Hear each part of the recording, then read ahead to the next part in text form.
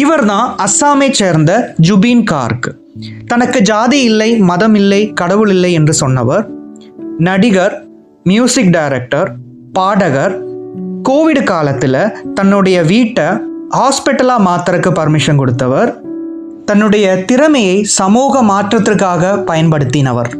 அதிகாரத்திற்கு எதிராக பேச பயப்படாதவர். அதனால தான் CAA சட்டத்துக்கு எதிராக அஸ்ஸாமில் இருக்கக்கூடிய மக்களை ஒன்று சேர்த்து அதுக்கு எதிராக போராடினார். சிங்கப்பூரில் வச்சு இந்த மாதம் இவர் இறந்துட்டார்.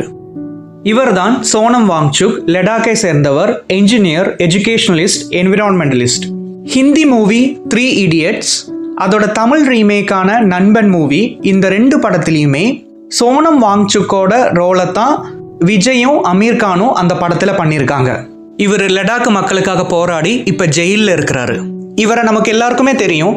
இந்த சொசைட்டி மேலே ஒரு கமிட்மெண்ட் இருக்கிறனால கொமர்ஷியல் மூவிஸை தாண்டி ஒரு சில மூவிஸு ஓடாதுன்னு தெரிஞ்சும் அதில் நடிக்கிறதுக்கு ஒத்துக்குவார்.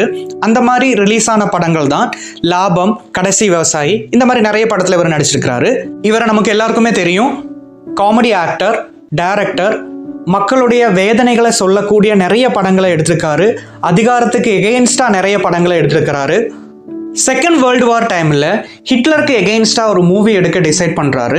அது ஹிட்லருக்கு எகெயின்ஸ்ட் ஆனனால அந்த மூவியை எடுக்கிறக்கோ அந்த மூவியை சப்போர்ட் பண்ணுறக்கோ யாருமே வராதனால தனி மனிதனாக இருந்து அந்த மூவியை டைரக்ட் பண்ணி, ஆக்ட் பண்ணி, ப்ரொடியூஸ் பண்ணி, அந்த படத்துக்கு தேவையான மியூசிக்கை கம்போஸ் பண்ணி அந்த படத்தை சக்ஸஸ்ஃபுல்லாக வெளியிட்டு ஹிட்லருக்கு எகெயின்ஸ்டாக மக்களை சிந்திக்க வச்சவர் தான் சார்லி சாப்ளின். இதையெல்லாம் நான் ஏன் இப்போ சொல்கிறேன் அப்படின்னு பார்த்தீங்கன்னா, மக்களுக்கு சேவை செய்யறதுக்கு அதிகாரங்கிறது தேவையே கிடையாது. அதிகாரம் இல்லாமையே மக்களுக்கு சேவை செய்கிறவங்க தான் இவங்க எல்லாருமே. இந்த மாதிரி நிறைய மனிதர்கள் நமக்கு சுத்தம் இருக்கிறாங்க. காந்திஜி, கார்ல் மார்க்ஸ், பகத்சிங், இந்த மாதிரி எத்தனையோ ஆளுக அதிகாரம் இல்லாமல் மக்களுக்காக நிறைய விஷயங்களை பண்ணிட்டு போனவங்களாம் இருக்காங்க. ஆனால் இங்கே ஒருத்தர் சினிமாவில் நல்லா ஏர்ன் பண்ணதுக்கப்புறம், ரிட்டையர்ட் ஆனதுக்கப்புறம் அரசியலுக்கு வராரு. ஒரு தெளிவான அரசியல் பார்வை கிடையாது. ஒரு அல்டர்னேட்டிவான economic, educational and health policies எதுவுமே கிடையாது. சினிமாவில் வர மாதிரி டயலாகை பேசிட்டு தான் இருக்கிறாரு. சனிக்கிழமை ஆனனால கூட்டம் நிறைய வந்துருச்சு. இவர் வரேன்னு சொன்ன டைமு மத்தியானம், ஆனால் வந்தது 7 மணிக்கு. இந்த மாதிரி இருக்கிற ஒரு பெரிய வண்டி கூட்டத்துக்குள்ளே வர்றதே சேஃபு கிடையாது. அது மட்டும் இல்லாமல் இவர் வந்ததும் அந்த வண்டிக்குள்ளே இருந்து லைட்டை ஆன் பண்ணுறாரு, ஆஃப் பண்ணுறாரு. ஆன் பண்ணும்போது எல்லாரும் டான்ஸ் ஆடுறாங்க, சவுண்டு போடுறாங்க.